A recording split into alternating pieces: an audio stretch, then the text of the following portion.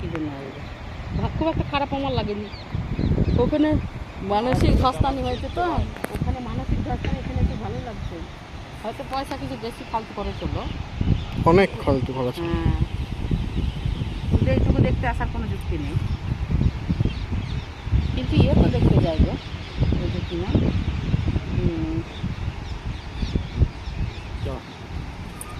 Video করে নিলাম, এখান থেকে তোর পছন্দ অনুযায়ী ছবি তুলে নিতে পারবি। তারপরে ওই ইয়েতে তোমার ওই পুজো দিচ্ছিল গো।